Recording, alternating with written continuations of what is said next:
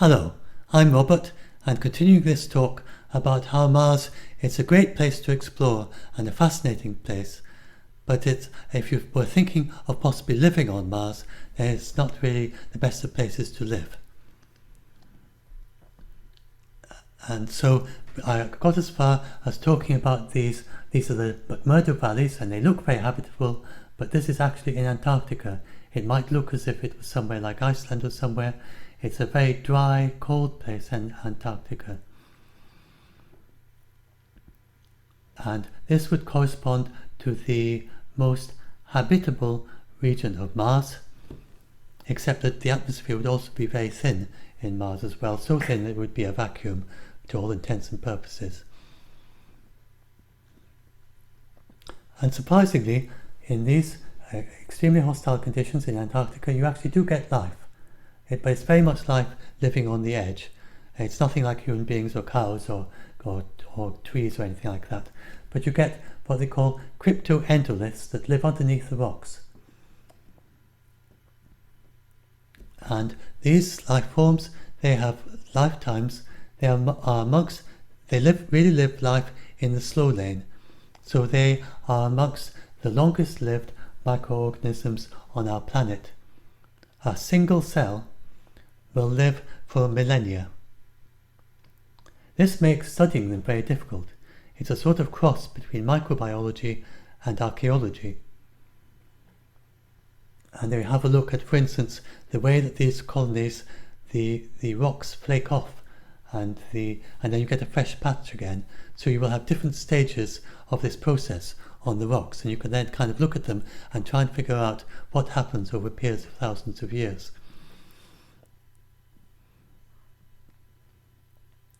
So if there's any life like this on Mars, then it's going to be very difficult to study on Mars as well, and quite hard to detect any signs of it. And it'd be very slowly metabolizing, make almost no difference to the atmosphere, and very small communities. And we're talking here about this would be the most habitable area of Mars, as far as we know, would be perhaps something like this. So if there is life on Mars, there might be, then it's going to be quite hard to find, quite probably.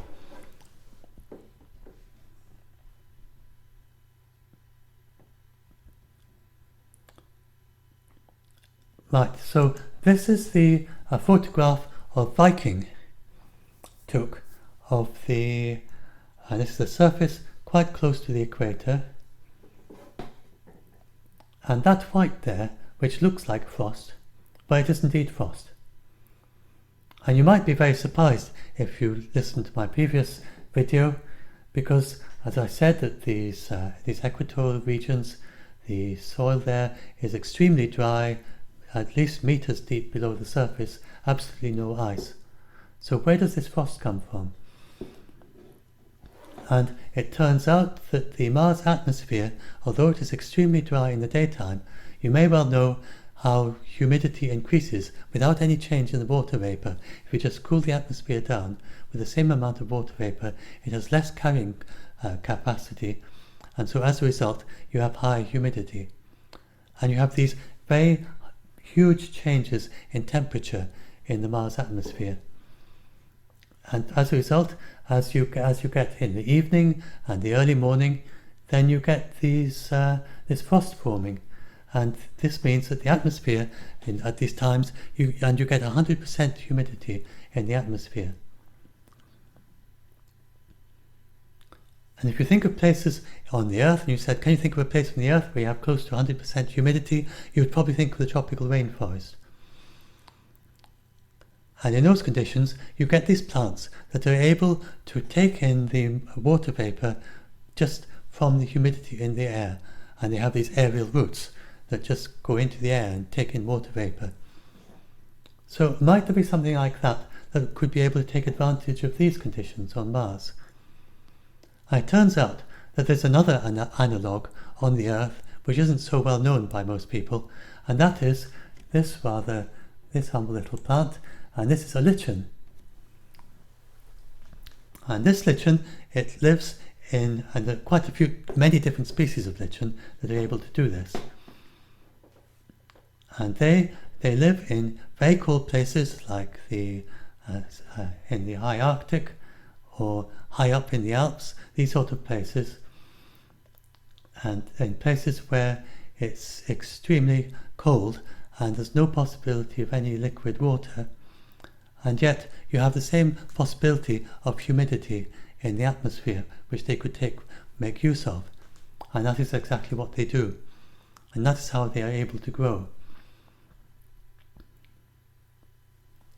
And then another great thing about these lichens is that in the conditions where they live, then typically the ultraviolet levels are pretty high as well.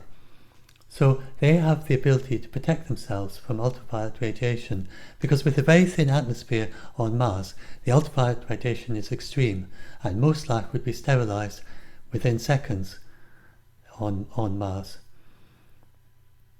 On the surface, they're exposed to the ultraviolet light there.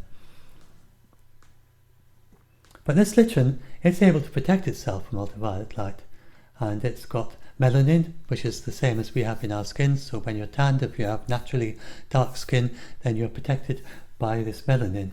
Well, the lichen, it has melanin, but it also has a couple of extra chemical tricks of its own. And one is usnic acid, as it's so called, and it's also pyretin. And these are chemicals that you wouldn't be expected to have heard of unless you've studied these lichens. With the use of these, it's very effective at protecting it from ultraviolet light. So the researchers in the German aerospace, they had the idea of getting these lichens and putting them into a Mars simulation chamber. So for some time, we've been developing Mars simulation chambers to simulate the Mars surface in better and better. It's very hard to do, as you can imagine, with the extreme changes of day and night, of the exchanges of temperature, and also the very thin atmosphere, and the dryness, and yet having this 100% humidity at night. It's quite a difficult thing to simulate. And then you've got all the ultraviolet radiation and the sunlight with all this UV light in it. But these simulation chambers, they're getting more and more advanced.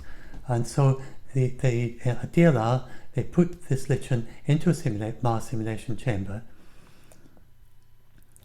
and they simulated all the necessary conditions, and particularly they accurately simulated the UV component of the light on Mars.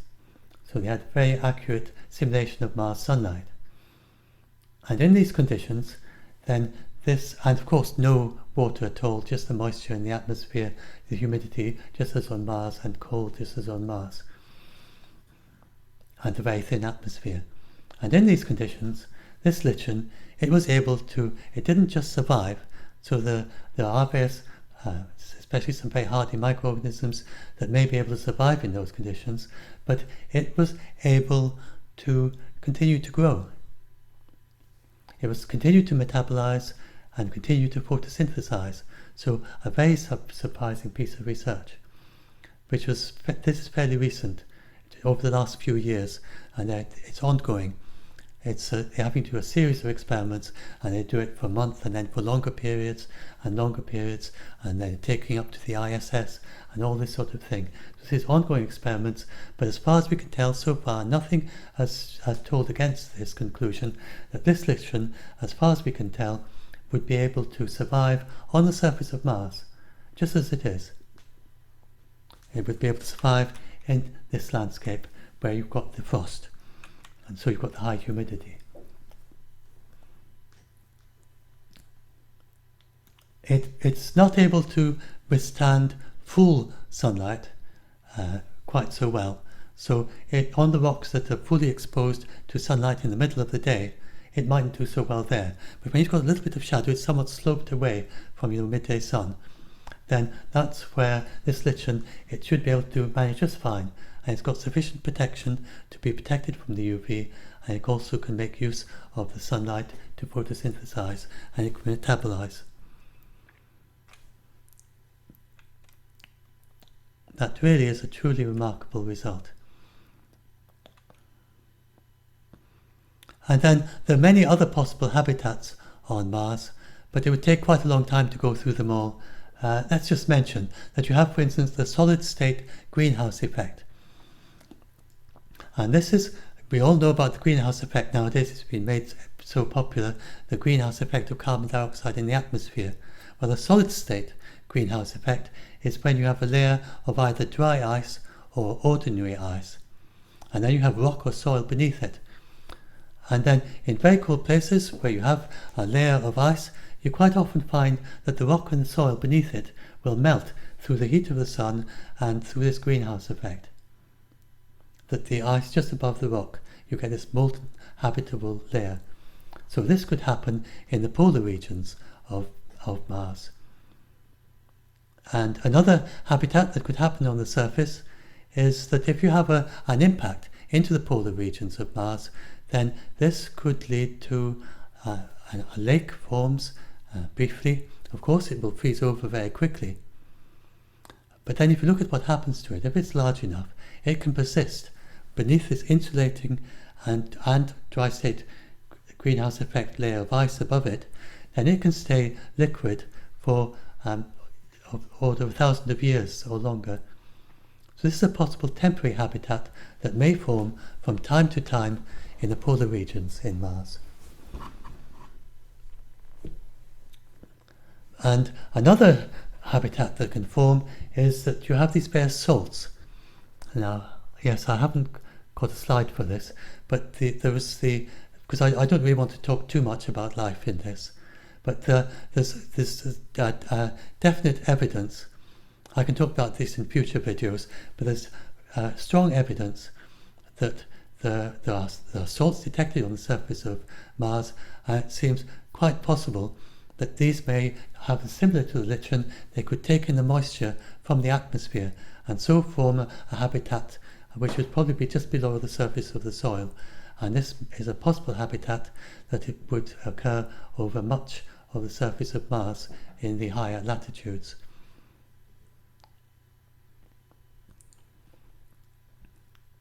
And you also see patterns on the surface that look quite a bit like there could be some form of life as well, because they grow seasonally and then they contract. But I don't know, maybe do I talk about that a bit? Do I have a slide for that later on? Just checking. No. So I don't think I'll talk too much about that. But there's just one thing I'll show you, and that is this. And these are the warm seasonal flows. So this is a phenomenon. There are quite a lot of seasonal changes on Mars. It's quite a dynamic planet when you look at it in detail. Now, much of the surface of Mars, it just looks like the moon, and it's the highlands where the atmosphere is very thin and you have lots of craters. But there are other parts that are very interesting. And so this is one of them. And as you can see, this is a 1 year cycle that it's going through. And you can see that these streaks form, and they come down. This is a slope that's going down this way in the direction of these streaks. And it looks very much as if there's some form of liquid that is flowing down this slope. Now, you may have heard of the gullies on Mars, and this is a different seasonal feature which is believed to be caused by dry ice. And there's another thing, there's the Martian geysers, and these are very active, and they're just like Earth geysers. It seems that from the evidence of the debris that they leave, that's another seasonal change. That at certain seasons you get these geysers, but that's another dry ice phenomenon. But this doesn't fit dry ice. It's very, very hard. It isn't really possible to fit dry ice to this phenomenon, and it is believed that it's some form of liquid. Although it's very hard to quite understand how it can work long term, because if you've got this liquid, presumably there'd be some kind of subsurface aquifer, maybe geothermally heated, or maybe it's just the salts in it keep it liquid. And then the liquid is, every season it flows down the slope. But if it's continually flowing down every season, there must be some method of replenishing it. Otherwise, it would just all be gone over geological timescales like hundreds of thousands of years or millions of years. And it's a little bit difficult to work out what that mechanism is that is able to replenish it, and replenish it sufficiently rapidly to explain these warm seasonal flows. But there have been lots of surprises on Mars, and as we discover this more, look at this more, it's very hard to imagine it as anything else except some kind of liquid. And the most obvious liquid is some kind of very salty water, so that's a possible habitat for life on Mars. And there are quite a few of these habitats that have been discovered, but I don't want to go into them in too much detail, except just to say that they're there, and we'll come back to them. But this is one of the reasons why you want to keep Mars pristine, so you can study this and see if there is life there, and see what form of life it is. And especially interesting if it has managed to take a different form from Earth life, so that there's a possibility of something that might be like DNA, but it's got different bases, or there could even be some completely different chemistry that we haven't even imagined what it might be like. That would be the very most interesting case, if that might exist on Mars. So anyway, back now to back to the reasons why it's maybe not such a nice place to live. And here I'm talking now about the dust storms. So back to our old photo that we've seen many times. And here on the right, you can see the global dust storm. And this is something that happens every year, every Martian year that is. So it's roughly every 2 years,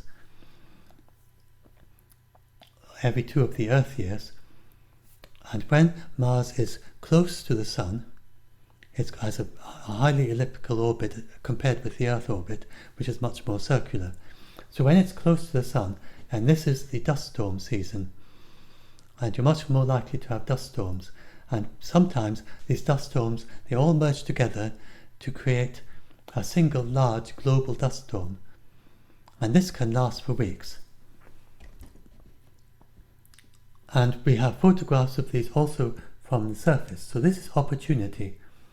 And you can see that over a period of about 30 days, it's Sol 1235 and starting Sol 1205, so it's about 30 days.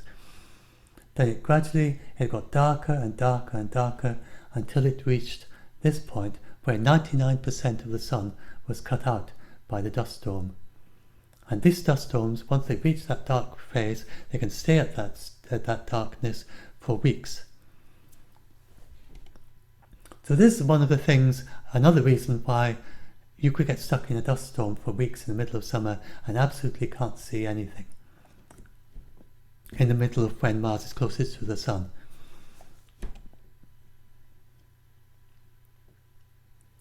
And then this also leads to the Mars landscape. So you look at the landscape, and many of the pictures that you see, I think invariably, unless the news story, if you read a news story about Mars, then unless the news story is about this particular topic of the colour balance, then the picture you will see will be like this one at the bottom, and it's adjusted so that it looks like Earth sunlight. So this is one of the ways in which these pictures are a bit misleading. They're not deliberately misleading. It's not like the scientists are trying to mislead anyone by doing that. They know exactly what they're doing. They're doing that because they are geologists, and the geologists want to be able to identify the rocks. And it's extremely hard to identify rocks if you see them like that. So make them so that they look as if they're illuminated by the Earth's sunlight, and that way you can then much easier to make them out. You can also see that the features are much clearer to human eyes.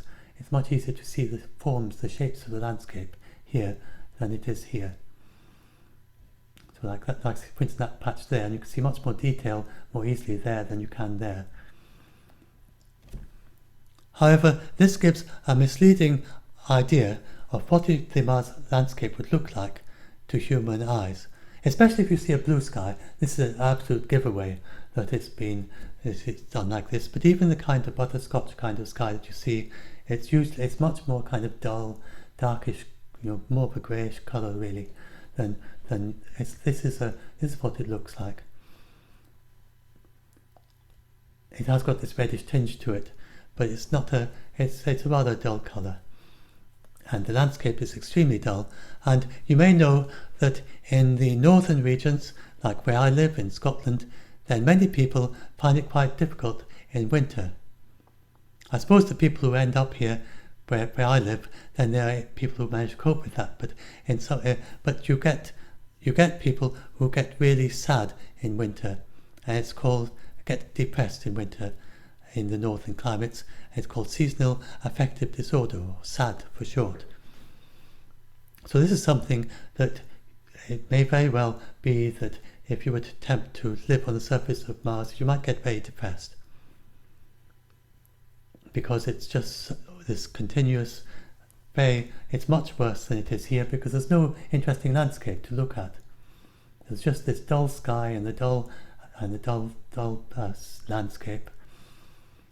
And if you want to see the landscape, a sort of nice bright landscape, then you really want enhanced vision. So you want to put goggles on and see it through enhanced using cameras to look at the landscape. And that's the way you need to look at the Mars landscape if you want to see an interesting landscape there. Now there's another problem with the dust on Mars, and that's that the dust, it's been shown that the dust on Mars, the dust on the Moon, then it's moderately hazardous for human health. It's not as bad as asbestos, but it's bad enough so you wouldn't want the lunar dust in your lunar habitat long term.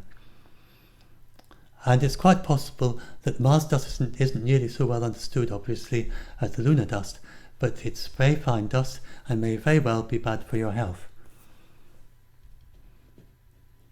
And so here we have, this is an attempt to deal with this issue, both for the Moon and for the Mars, if we ever did send human colonists to Mars, which I'm suggesting we don't, but here we go. This is, if you ever did, then this is the, it's called the soot port. And so you see, basically the astronaut is wearing a kind of airlock on his back, and he crawls, the spacesuit is permanently attached to this. And if this is the actual spaceship itself, then he or she crawls into the spacesuit through this hole in the back, and they wiggle their legs and arms into it. And then the other way around, if they're returning to the spaceship, they would back onto the spaceship, and this thing that you see behind him, then this comes apart, and one part goes onto the spaceship and the other part goes into the spacesuit. So when you want to travel out, that's what you do, and then when you come back, then the two go together, and then someone inside will remove the hatch, and then out you get. And this is quite effective at keeping the Mars dust out. But what it doesn't do is to keep the atmosphere of the habitat in. You actually have about a cubic foot of the atmosphere inside the habitat that's going to leak out onto the surface of Mars.